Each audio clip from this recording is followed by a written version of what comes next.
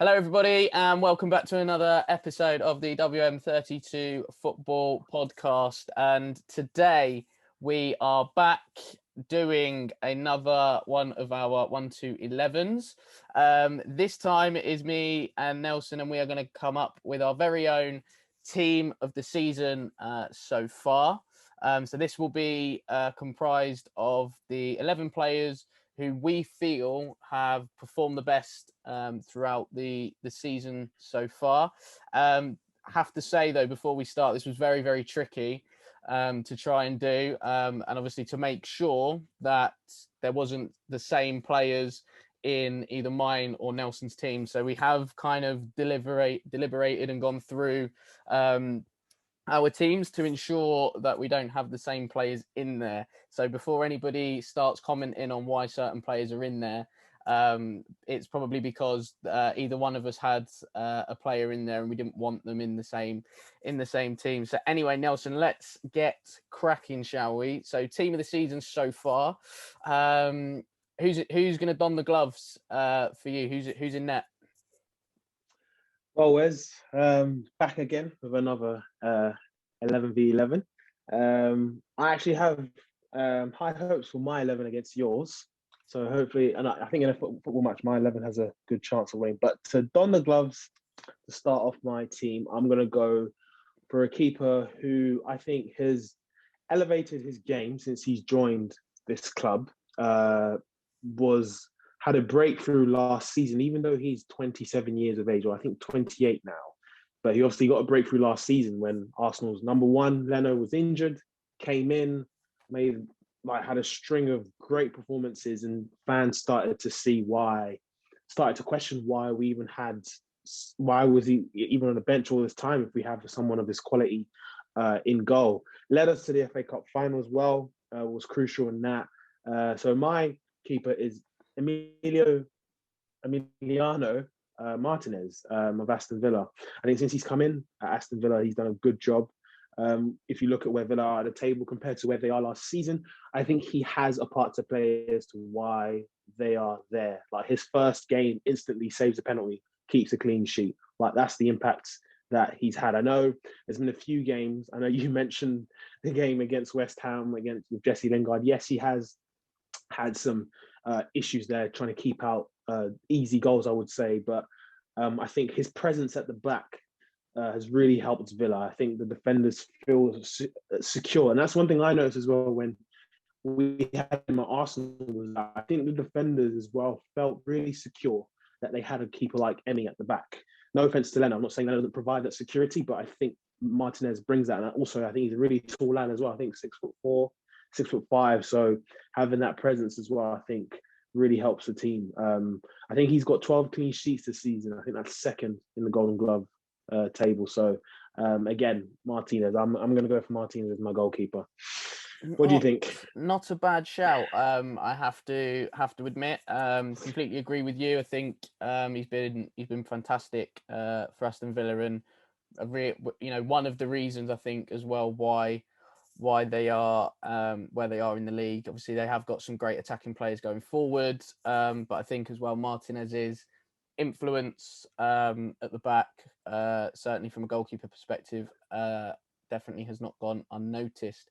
So anyway, my goalkeeper, we're going to go from one former Arsenal goalkeeper to another. I've gone with someone who you could argue has been probably player of the year at their club for the last few years, has kept them in games, saved them so many points over his time there. And is at the ripe old age of 35 now. Contract up at the end of the season as well, by the way. And that's Lucas Fabianski of West Ham. I think ever since Fabianski left Arsenal, I think he's been a solid goalkeeper. I think though his time at Arsenal, he was very error prone and made quite a lot of mistakes. But then I think, as I say, since he's left Arsenal, obviously he had a stint at Swansea, and now at West Ham, he's really become a solid Premier League goalkeeper and almost Mr. Dependable, especially for West Ham. At times he's not had much in front of him, bless him. But, you know, he's kept sort of West Ham in games, and actually, even if West Ham have lost games, he still made crucial saves in those games. And you know, I think the score lines could have been a lot worse had he not been in goal. So yeah, Lucas Fabianski is my choice for goalkeeper. He's done in the gloves for my 11. Nelson, what formation are you going with? Have you got a back four, back three? Yeah, I've donned a 4-3-3. What kind of formation have you got before we I've get got into 4-2-3-1. So yeah, fairly similar. But tell us about your back four. Start us off with your right back. Who's getting the nods in that position? Cool. My right, but going from right to left, my first pick is somebody who I think has had a revolutionary, not I wouldn't say revolutionary role, but he's come in. He was signed, I think, last season. I think still had to adjust his time into the Premier League. But the fact that he has one of the best managers in the world, you know, guiding him, he's really come into this role, you know, and has really shown, I guess, the evolution of the fullback. We all know that Trent and Andy Robertson have been magnificent in transforming the fullback role, not just for the defensive duties, but you know the attacking contributions that they give. I think they finished, I think top 5 in assists the last 2 seasons when Liverpool were just so dominant. But my right back is João Cancelo. Cancelo's come in at City and he's been world class. I think that system that Pep's done to help the likes of Gundogan and De Bruyne push up even more, to drift in, you know, as a false fullback and come in to the midfield has been. I've loved it. As a fullback as well, his technical ability on the ball is ridiculous. I think for a fullback, they're not really.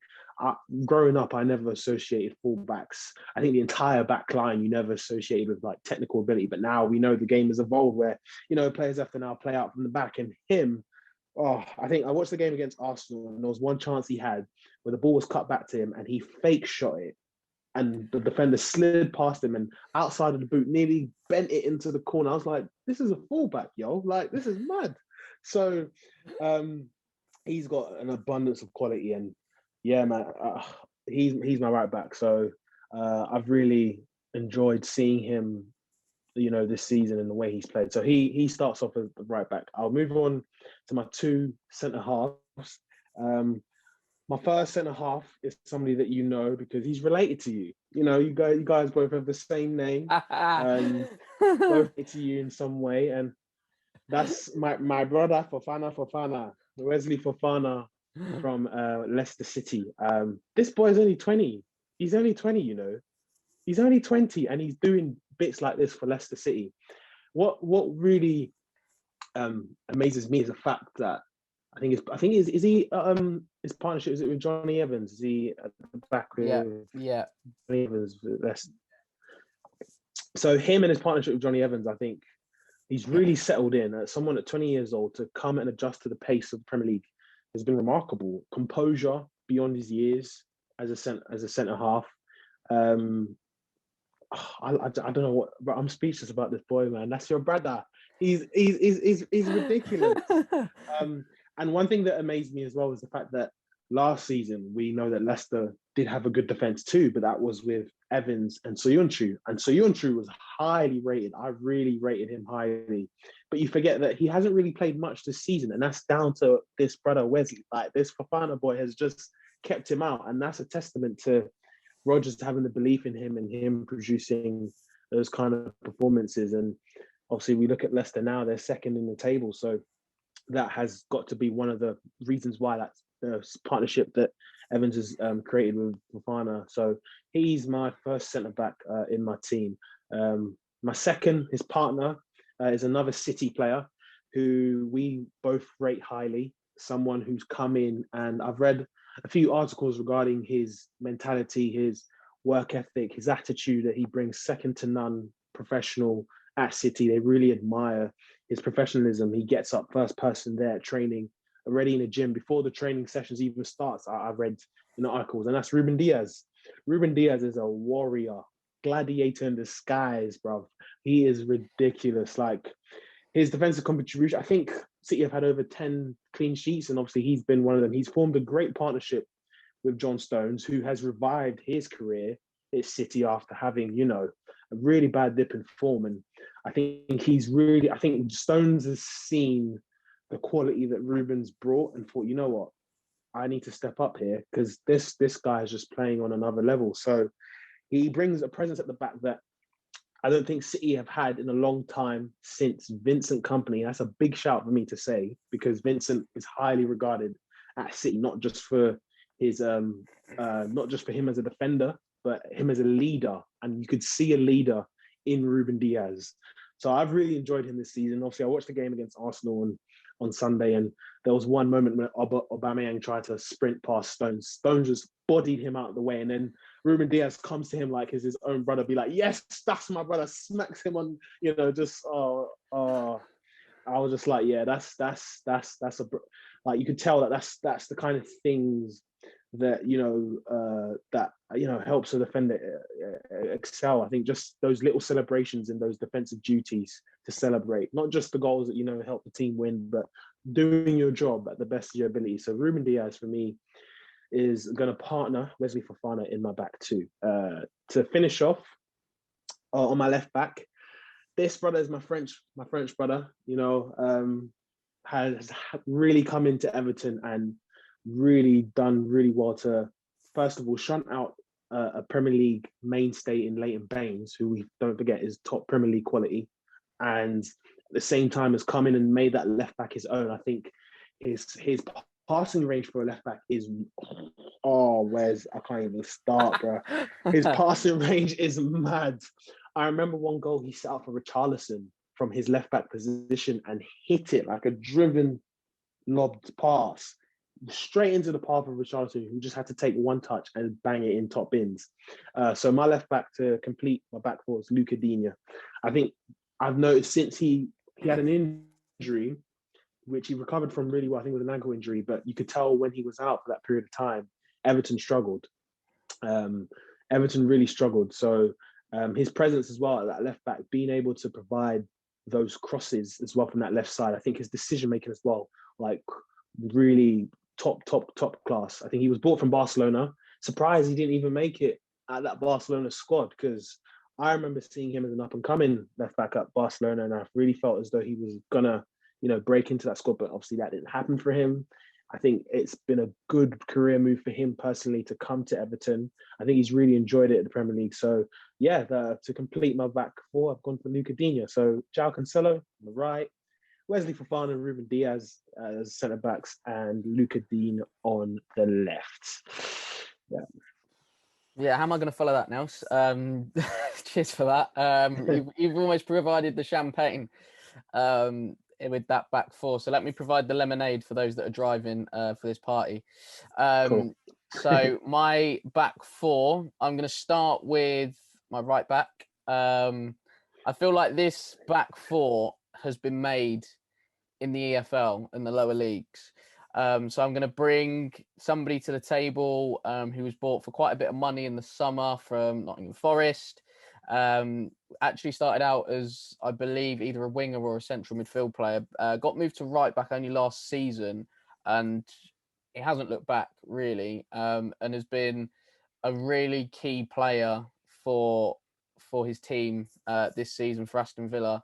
So it's a teammate of your goalkeeper, Emi Martinez, and it is Matty Cash. Has gone in to my right back slot. I did have João Cancelo before anybody goes, Wes, what are you doing putting Matty Cash in there? I did have João Cancelo, but I thought I'd be nice. I thought I'd let Nelson have João Cancelo in there. But I think equally as well, I think Matty Cash has been absolutely brilliant, as I've said so far this season. So probably deserves a little bit of a shout out as well. First centre half has come in to his particular club, and it is fair to say has been he's almost like a bit of a plug at the minute. Wherever there's a hole that's been needed to be filled kind of thing, he's been the person that's filled it across that back line. And that is Ben Godfrey from Everton. But actually as well, despite the fact that he's been played out of position probably for the majority of the season, I actually think he's done very, very well. As a player that I personally rated very, very highly after seeing him at Norwich, especially after watching him in the Premier League last season.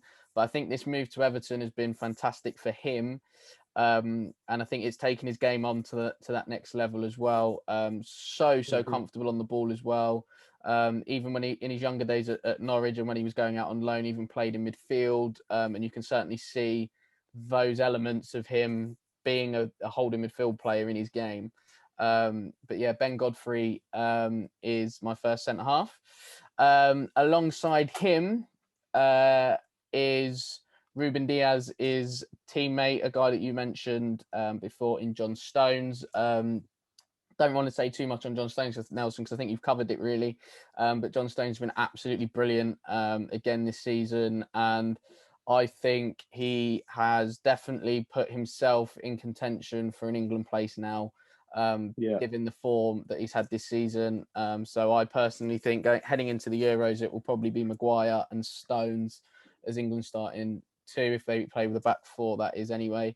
And yeah, I think he's just revived his career and been absolutely brilliant. I don't know if the signing of Diaz has helped that, as you mentioned before, with Diaz's leadership qualities and whatnot. But I've always been a massive fan of John Stones, and I'm just glad to see that he's now taking his game onto that next level now.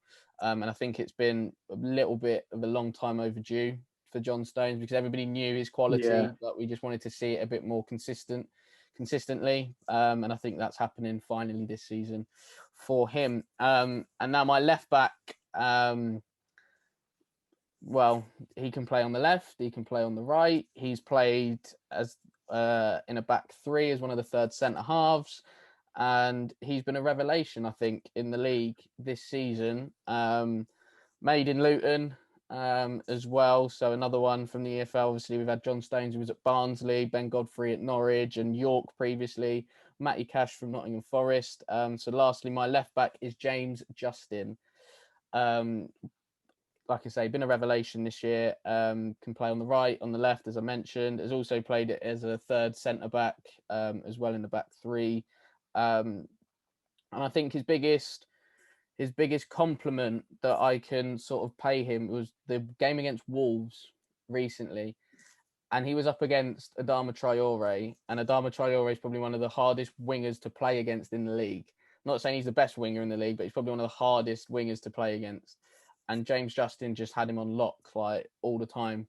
But what I liked about James Justin's performance in that game was that he relished the 1v1 challenge. And he was almost saying to Adama Traore, come on then, I'll back myself against you. And actually as well, what I found quite good with James Justin in that game as well is that just as Adama Traore was looking like he was going to, open his legs out a little bit and get on one of those runs, that was then the time that he picked his moment to make that tackle and almost deny and stop Adama Traore in his tracks. So yeah, I think James Justin is a very, very worthy shout for team of the season so far. So, like I said, Nels, you definitely bought the champagne for those that were there for the party. I've had to bring the lemonade for the drink drive for those that were driving to the party. But are you happy with the back four?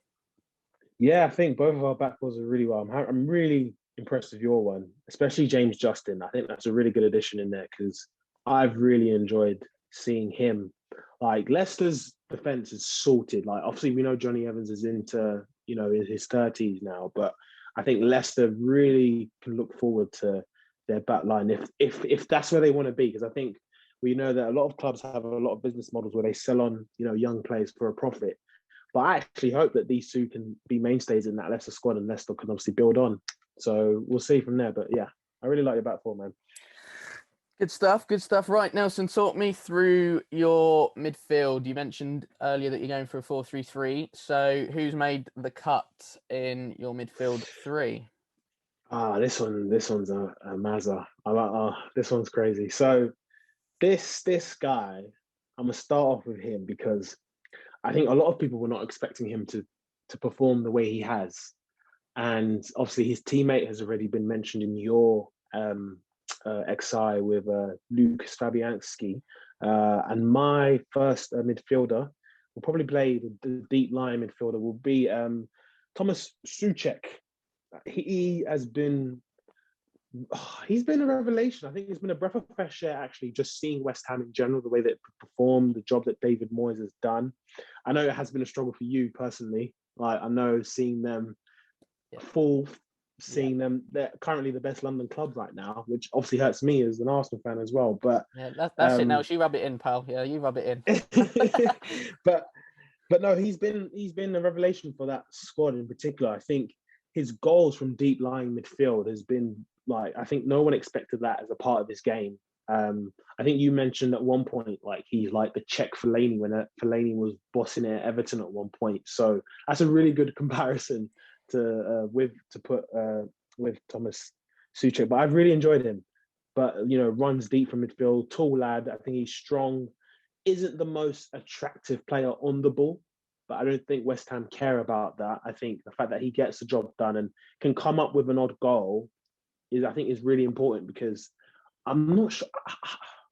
I think he might be their top scorer. I'll have to check after this is done, but I think he's their top scorer, and that's impressive as well, because the amount of goals that he scored in the Premier League, especially for set pieces, we know how dangerous he can be from them as well. But that's to begin my midfield. I've gone for Thomas Souček. Before I move on, I wanted to get your thoughts on him, Thomas Souček, before I move on with the rest of my midfield. What do you think about Souček this season? Yeah, he's been good, hasn't he? Let's be honest, he's been a bit good. It's one of those. Thomas Souček is really good at football. That's it. I think he's been, like you said, a breath of fresh air. Comes obviously on loan last season in the January window. Nobody really knew anything about him, and I don't think we really got to see the best of Souček or what he was about. But everybody knows what he's about now. Certainly like an all-action midfielder. Like you said, probably not technically the best on the ball, but I think his role at West Ham, he just does it really, really well. And like you said, I don't think he necessarily needs to be that good on the ball, because Declan Rice alongside him is probably better on the ball. But I think those box-to-box kind of runs that he makes are really, really good and difficult for teams to deal with. And obviously he's an absolute salmon in the air as well. So he just scores so many headers. But yeah, it's been really, really annoying for me as a Tottenham fan watching West Ham be as good as they are at the minute. It's just annoying. That's all I'm going to say on that matter, really, about West Ham. It's just been annoying seeing how good they're this season. But no, Souček, worthy player in any kind of team of the season, really. You mentioned his midfield partner Declan Rice. He was somebody that I also considered, but I think Souček's goals, I think, were really important in helping West Ham obviously get to where they are in fourth. So Souček begins my midfield.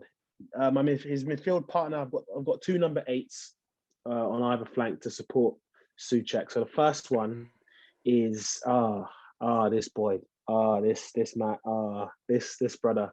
Like, I remember first watching him when he first burst onto the scene in the Premier League and scored a really impressive goal against Leicester City away. But that was a season that they also got relegated as well. I remember Aston Villa, they got relegated, but he was a bright spark, and everyone thought, who's this kid?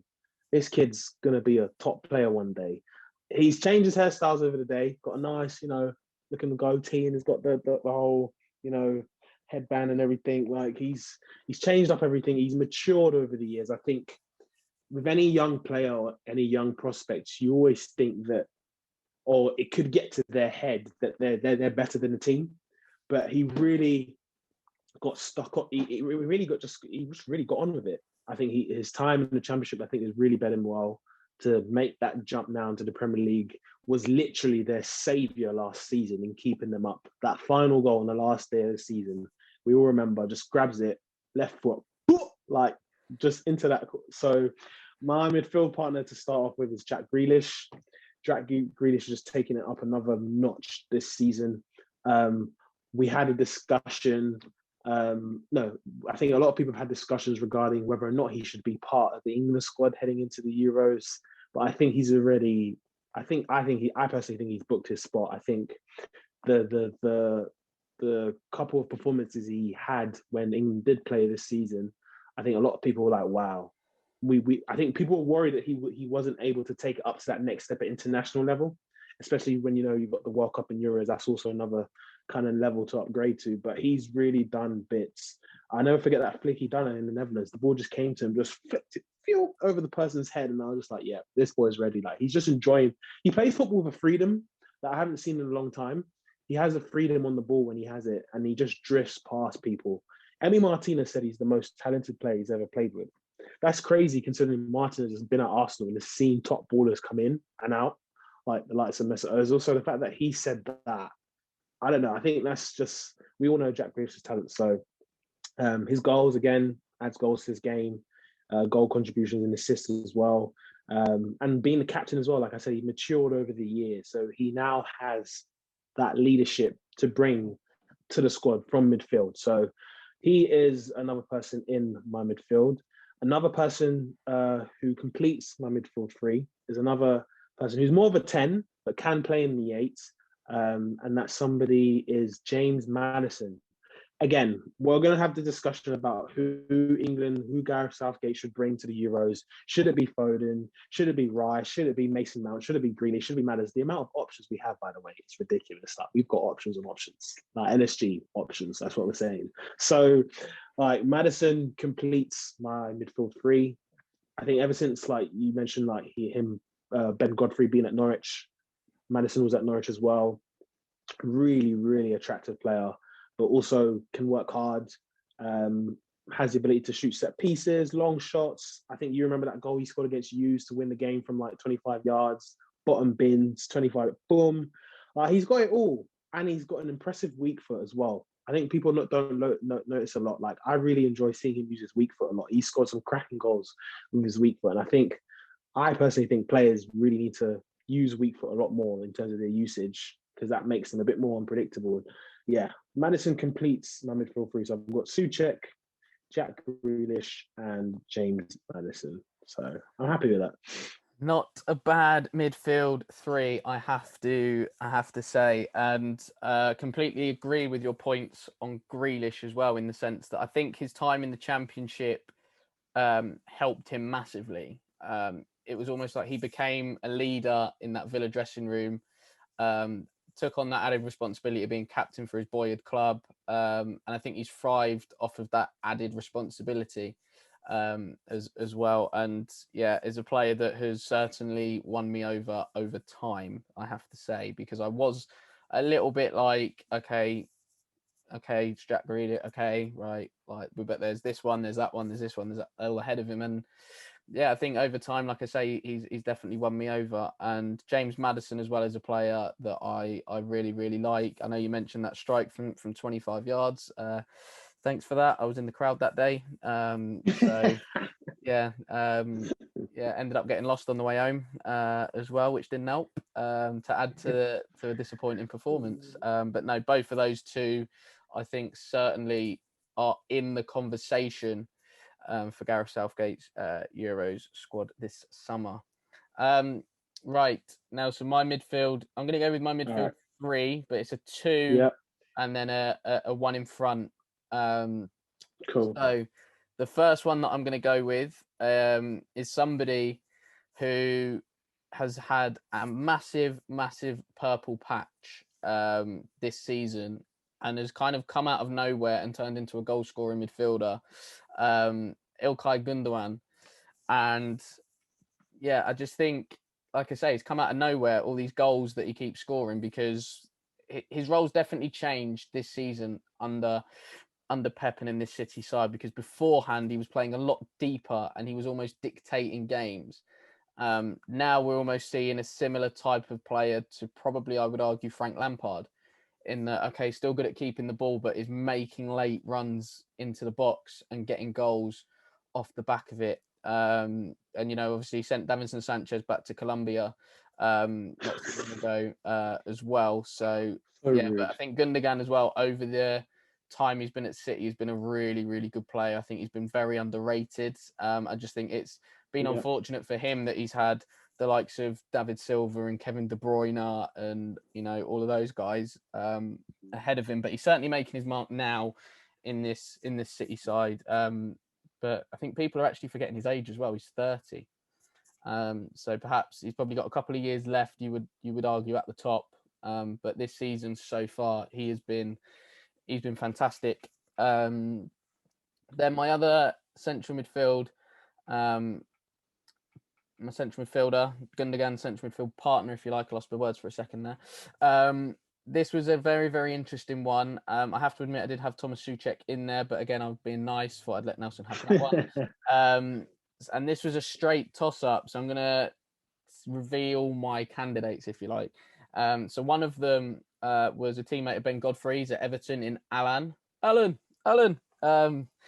So yeah, I think he's been unbelievably good for Everton when he's played for them. Obviously, I know he's been injured recently, and he's just plugged a real gap I think that Everton were missing in that midfield, and he's just come in and just like single-handedly sorted it all out, and is a real sort of proper kind of defensive midfielder that we would associate with that role.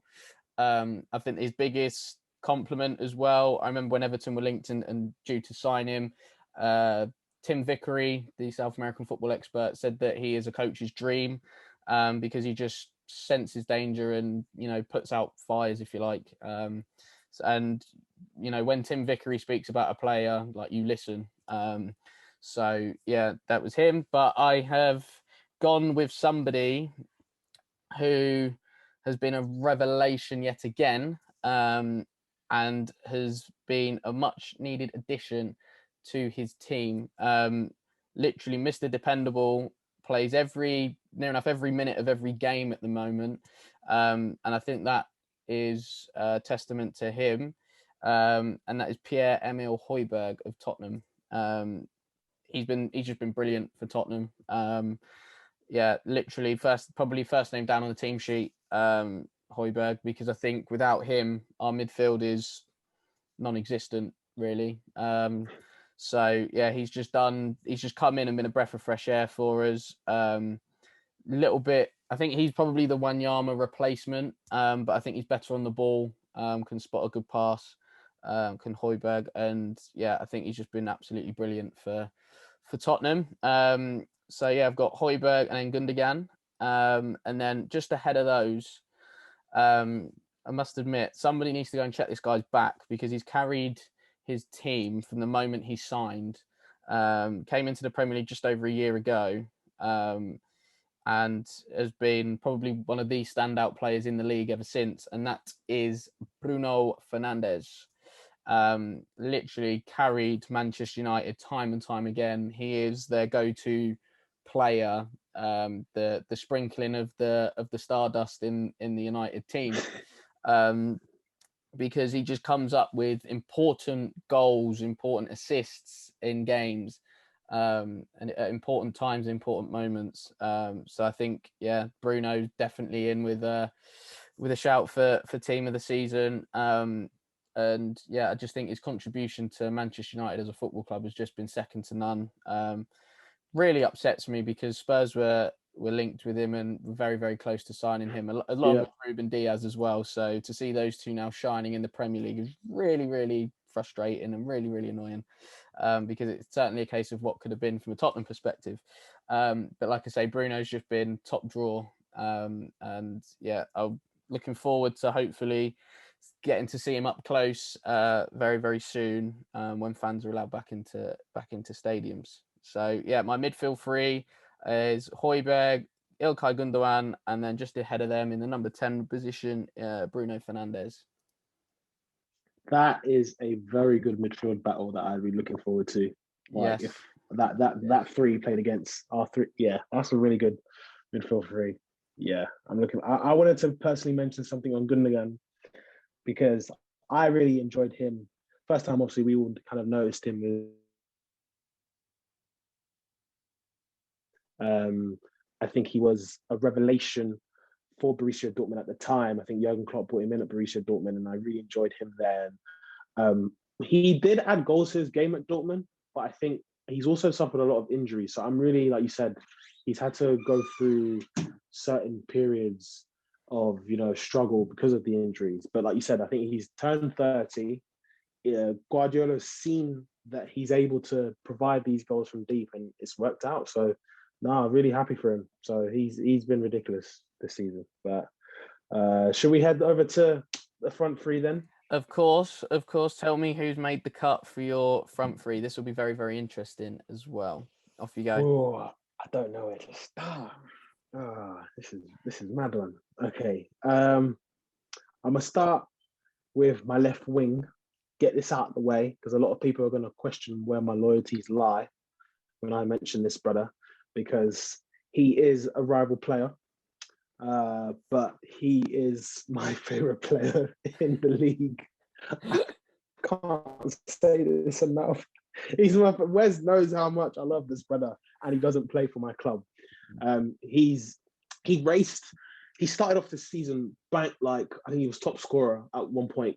He was racing towards I think maybe 30 goals the way he was going on this form.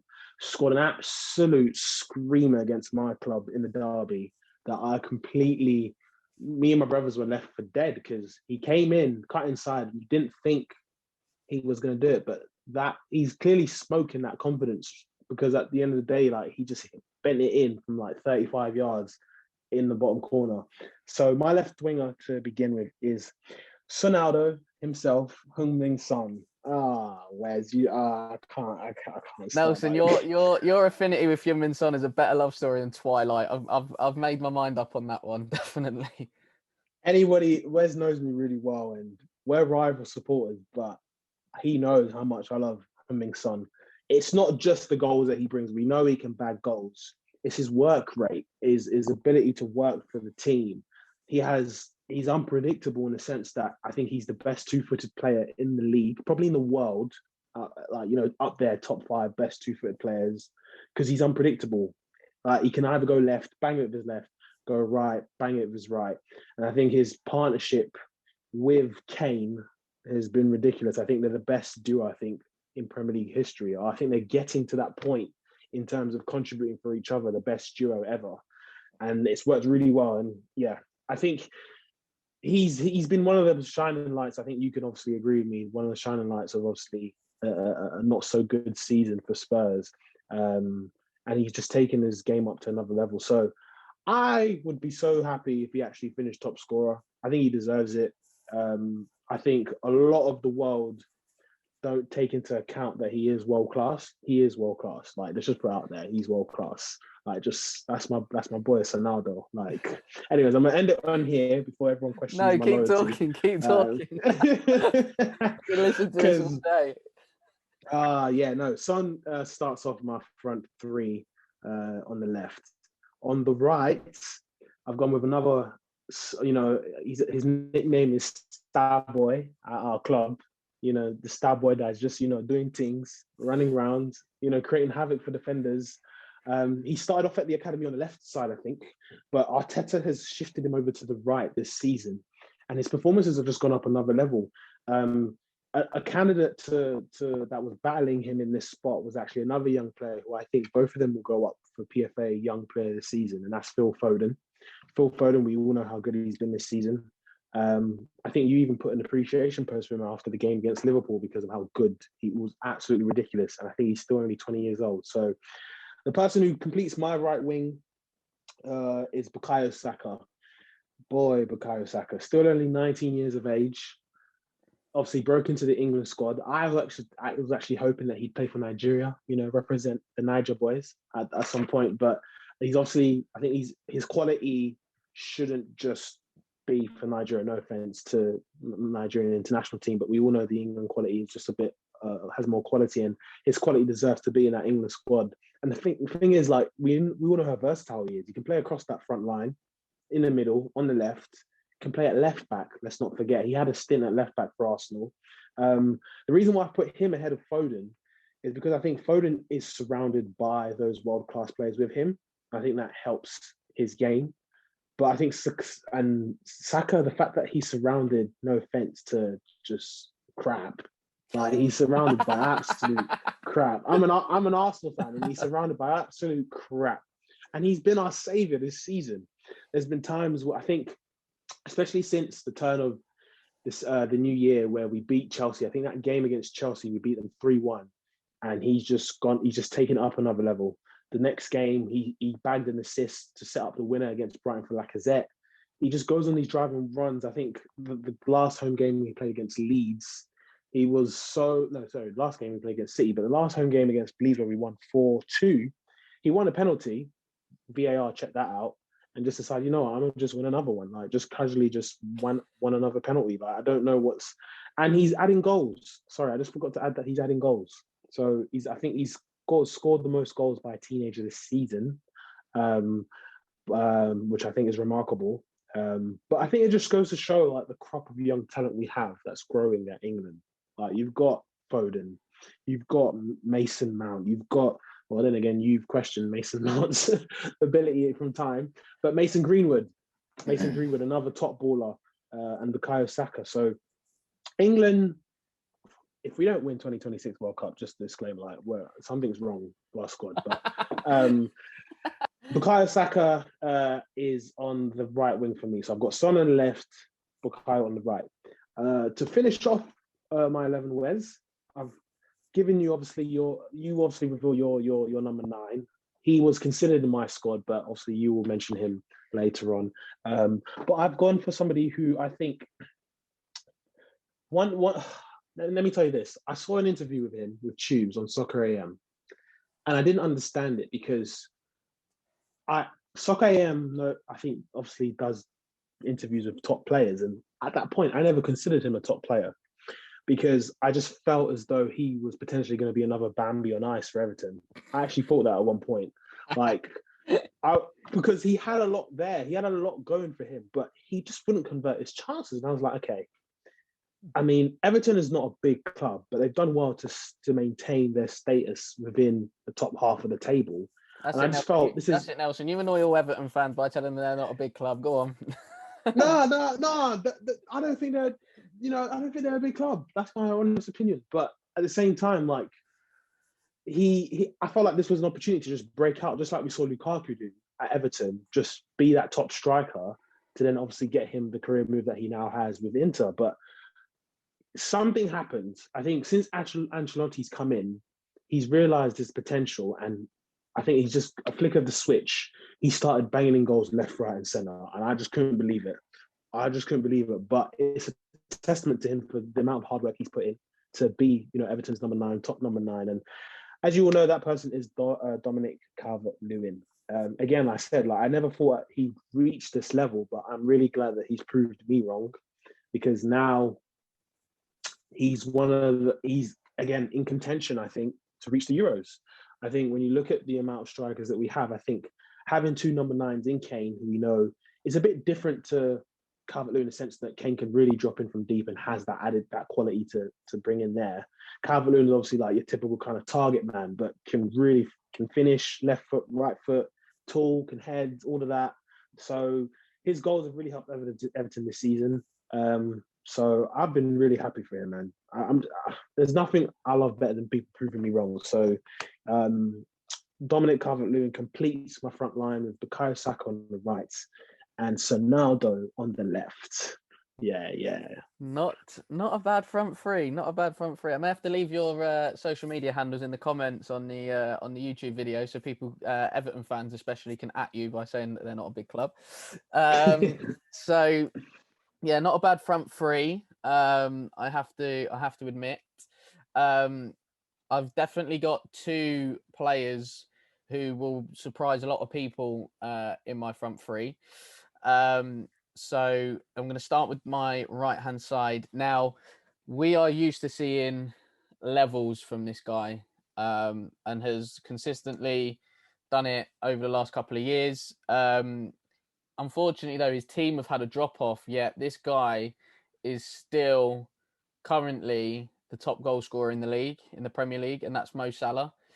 So Mo Salah's going to go in on my right hand side purely for the fact that, you know, a struggling Liverpool side, as we all know at the moment, yet he's still top goal scorer. Like the stats and the facts don't, you know, they don't lie. So for him to still be, you know, getting goals in a struggling side is testament to him, really. I know I'm not a biggest fan of his antics in and around the penalty area because, you know, been on record and called him the Egyptian Tom Daly recently with the way that he's been diving. But that aside, I think, like I say, the fact that his team have been struggling for form in the league, yet he's still been producing goals for his team has definitely put him in there for sure. So Mo Salah on the right, on the left. Now this will surprise a lot of people, but whenever I've watched this particular player play for arguably one of my teams to watch this season in Leeds United, I've always been impressed by him, and he's always sort of got me on the edge of my seat. Sent Gary Cahill into an early retirement home in a recent game as well, and that is Rafinha from Leeds United. Like I say, he's been absolutely brilliant, I think, for Leeds. Didn't start in the first sort of few games that he could have, but since he's come in, I don't think he's missed a game, really, certainly in the league. He's just been absolutely brilliant. Like I say, an exciting winger that always gets me sort of on the edge of my seat. And yeah, I've really, really enjoyed watching Rafinha. Been rumours circulating that Liverpool are keeping tabs on him as well. So imagine Rafinha as well added to Salah and Sadio Mane and Diogo Jota. That would be ridiculous, wouldn't it? So yeah, Rafinha on the left, Salah on the right. Happy for either one of those two to swap as well because they are both left-footed and do like to come inside. My number 9, or probably 9.5. I'll probably have to say. Still to this day, gets so much hate from opposition fans, and I seriously do not understand why. He's probably one of the most classiest guys, I think, both on and off the pitch. Like he just oozes class. Like unfortunately, a young player at Peterborough had to retire from a head injury, retired from football because of a head injury, and this guy sent him a signed shirt. It's just little touches like that I think are a testament to the man. But the player this season, my gosh, he has been a talisman for his team for so long, and yet he's still managing to adapt his game year upon year. Number 9, England captain Harry Kane is getting in my team. Like I say, he's the guy who uses class both on and off the pitch. Redefined his role time and time again, yet still gets hate from opposition fans, which I still don't understand. And I just think he's been different class again this season. As you mentioned, his relationship and partnership with Son has been different class. Probably saved us more often than not this season because, let's be honest, Spurs have been awful and awful to watch. But yeah, Harry Kane is definitely in there, and I think he's certainly cementing himself as a Premier League great. At the minute, I know the silverware and the pots on the table haven't come, but I think in terms of his goals and his assists, his passing range is ridiculous. Like it's almost like you want him on the end of his own passes. That's how good his passing range is. So I can certainly see elements of Wayne Rooney there in the sense that obviously as Rooney got older, he started dropping further back, and I can certainly see that with Harry Kane as well. Would love him to almost play centre mid one game and just have maybe Carlos Vinicius up top because that would be interesting. But yeah, Harry Kane, my number 9, England captain, real leader for Tottenham, and his goals and assists this season have meant that he deserves a place in the team for me. Yeah. So my front three: Salah, Rafinha, and Harry Kane. I like that. Really, really do. I have a question before we recap our two teams. this brother in Harry, number 9, Yeah. has done bits. I personally think if he stays as long as he wants in the Premier League, Hmm. he will certainly break Alan Shearer's Premier League record of goals. I personally believe that. But do you think, as a Tottenham fan, obviously I'm sure you worry about him leaving every summer. It comes to the point where rumors are linked with him potentially leaving. Do you think, forget being a Tottenham fan, just the football fan itself, you loving the game of football, Hmm. do you think he should move away from Spurs to, obviously, as any player wants, to win trophies? Or do you think, because I think he's top 3 strikers in the world right now. You've got Lewandowski, Lukaku, and him. Like number 9s, like Hmm. purely number 9s. Do you think he should, like we always ask the question, do you think he should leave this summer? But yeah, what do you think? Well, Harry Kane is a rare commodity because he gets sold every single day by the media. I think the latest one is Paris Saint-Germain, and obviously to be reunited with Pochettino. But I think any Spurs fan, certainly over the last couple of seasons, we've gone, do you know what? If Kane leaves, fair play to him. And I think those little murmurs are getting louder. Certainly with the way that and the direction it seems that the team is going in currently. I think he strikes me as somebody that wants to be a one club man. He wants to break records at Tottenham. He's quite close to breaking the great Jimmy Greaves' all-time record goals for Tottenham. He's close to doing that. I think obviously if he stays fit and healthy and stays at Tottenham for maybe a couple more seasons, I definitely think he's in with a shout of breaking that record. Agree with you as well that he's very close in breaking Alan Shearer's record again if he stays in the Premier League, stays fit and stays healthy. But the thing with Kane is I think Spurs fans almost accepted that he's going to break down once in the season. It's a case of when and not if. So yeah, but I think, listen, you want the top players to have the accolades that go with them being a top player. So yeah, I think it's a case of, look, if Kane left as a Tottenham, I'd wish him all the best, and he can go win the trophies and get the stuff that he deserves as a player. Do I see it happening? I mean, one part of me says no, and the other part of me says could be, depending. It really is dependent because obviously with the pandemic, I don't see too many clubs having a lot of money to spend.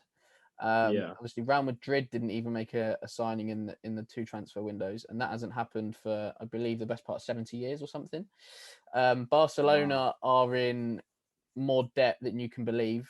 I think his price tag has been set at 150 million. So it's definitely a case of a wait and see with Harry Kane, but he deserves some silverware. Tottenham have probably got 2 realistic chances of that this season. With the Carabao Cup final, they were playing City, so probably not. And the Europa League.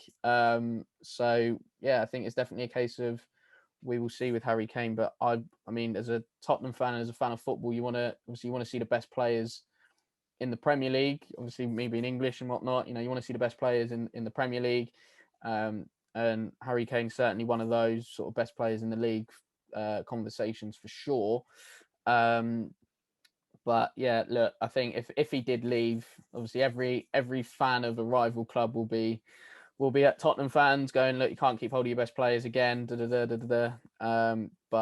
look, it's one of those. If he goes and then wins some trophies, I don't think anybody would begrudge him of that, if that makes sense. Yeah. If that makes sense. Well Right. said. Well said. I just wanted to get your take.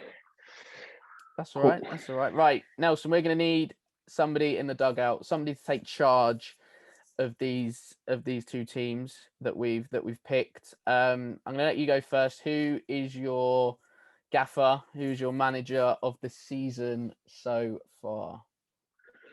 Well, I had 3 candidates for my manager of the year because I think defensively this league has been a shambles. The amount of goals we've seen going left and right, it's another one of those anomaly seasons like the Leicester City title winning season where the top clubs don't seem to want to get into the top four. They just want to slip and fall behind. We know from us being supporters of our clubs how bad they've been this season. But I'm going to go for a manager that has done a remarkable job since he's come in at the club. Last year, he obviously was close to being relegated, but they stayed up. And this year, I think he's brought them leaps and bounds to bring them up to that next level, them being top half. So I've gone for Dean Smith. He's done a great job at Villa. I've watched him. You know, I really like his presence when he does his media interviews. Doesn't seem rattled. You know, seems quite composed, and he seems composed. He says the right things, even when it comes to criticizing the play. He doesn't slander them like the special one or someone like that would. But at the same time, he still gives. I'm sure he still gives them pointers on how to improve. He doesn't embarrass them in public, but I think he's a caring coach as well. You can tell he cares for the players. He cares for his team. And I think they really enjoyed probably playing under him. You could tell the players. It's never better, for a manager to have that feeling of knowing that your players play for you. They play for the club, but they also play for you. So Dean Smith is my guy at the dugout. Who have you got? I'm interested. Who have you got in your dugout for your team? Yeah, well, I've gone for someone who I probably shouldn't have given certain things that have happened recently. But no, credit where it's due. I think, and I actually think he could win this award, manager of the season. Credit where it's due. Like I say, David Moyes is in the dugout for me. What is it?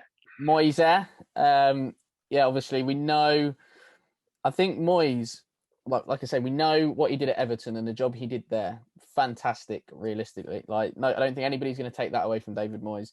But it's then his next set of jobs that you almost felt kind of defined him a bit more than as opposed to Everton. Obviously, we know United didn't go to plan at all. But I don't think he was really supported in the way that managers have been since. But at the same time, I do think there were certain things that were happening with Moyes that didn't quite work. And I say that because I think Moyes is a coach. Like he's very hands-on in terms of taking training and being active on the training pitch. So he's very hands-on. But I think at United, he almost needed to be hands-off and almost just manage the people and situations. But I think because he's very much a coach, likes to take training all the time. He wanted to sort of bring that to United, where they've just won the league. They don't particularly need really to work on too much because they're Premier League champions, and it's like manage them as you need. And the quality that United had as well at that time, it was like they were miles ahead of anybody else really at that time. He's also had a stint at Sunderland. Again, didn't go to plan. Obviously, I know he went to Spain for a little while as well, but with Real Sociedad. But the stint at Sunderland, everybody thought, okay, Moyes coming back, looks a bit different, a bit refreshed. Again, that didn't work out, and a relegation on anybody's CV is not what you want. And then the first time around at West Ham, actually did a decent job, but I don't think we sort of saw the fruits of the labour because he wasn't really there long enough. But the remit was stay in the league, and he did that. Then the whole Pellegrini disaster happened for West Ham in a period of 18 months, and then probably about £100 million later. And Moyes has come in again with a point to prove, because I think he's like I say, point to prove to the board and to the fans of West Ham, and gone, actually, you lot rip me off when actually this is the job that I can do, when I've been given the tools to do what I want to do in the job. So, and I think he's transformed West Ham, obviously, again, last season fighting relegation, and now they're in the top four. Yeah. That turnaround is ridiculous. And actually, his recruitment, obviously we've mentioned Souček, but Soufal's been brilliant. Jared Bowen has been fantastic as well. Craig Dawson on loan since coming in, been an absolute rock at the back. The Algerian Billy Wingrove side, Ben Rama, has, flitted in and out. But I think, the quality will be there. And actually, I think Moyes made a bold statement in cutting his losses on Haller, because he knew that actually he wasn't going to fit the way that he wanted to play. And cut losses on him, get rid, and we will rebuild off the back of it. And it was almost a little bit like if Haller didn't play, it was always that question mark as to why he's not playing. A little bit similar to Tottenham with Bale and Dele at the minute, and also, as you know, being an Arsenal fan with Mesut Ozil, you have these big players, and it's like, well, why are they not playing? Why is he not starting? And everything like that. He's now got rid of that conundrum. So yeah, I think credit where it's due. David Moyes, for me, manager of the season, and I actually think, like I said, he will probably win that award. I also want to mention Don Carlo as well, Ancelotti, because not only was he the coolest man in Goodison in the FA Cup a couple of weeks ago, but I think the job he's done at Everton has been fantastic, and it's arguably his worst set of players that he's had to work with as well. And obviously got their first derby win at Anfield since '99. And yeah, I really like what he's doing at Everton as well, in terms of what he's building there. So yeah, I think Don Carlo was a worthy mention. Also Brendan Rodgers as well. I'm a massive fan of Brendan Rodgers, especially. Yeah. The job he's done at Leicester is remarkable. But I think you can't look past David Moyes really for manager of the season. So I've gone with Moyes. Two good managers there. Two good managers. I think now that you mentioned Rodgers, I'm like, should I put him in? But I think he also gets, he's underrated, which I don't think he should be. I think he should be up there with some of the best managers. He done it at Liverpool, even though we all know how they capitulate that title, he still did well with that side. We all know how I think Swansea fans will remember their time with Brendan in terms of how he revolutionised the way that they played. I think it was refreshing as well. Just like you mentioned, Leeds this season being refreshing. I think when Swansea first came in, they were refreshing the way that they played. But yeah, I think that completes both of our teams. I'm looking forward to if that ever happened, 11v11. I've got my side winning. I can't lie, but who knows? Yeah. Yep. So, guys, that is it for us and this episode for today. We hope you enjoyed listening and watching. I know me and Nelson certainly enjoyed picking our 11s and going through them and sharing them with you guys as well. Don't forget that Grassroots Football is due to return from March the 29th. So if anybody is watching and would like a session from us, then please do get in touch. We are based in Milton Keynes. So anybody from the Milton Keynes area that would like a session, please head over to the website www.wm32football.com and you can book your session in there. And don't forget as well, the online shop is also live, so you can get some merchandise a bit like myself today. And if you head onto the website again, wm32football.com /shop for that.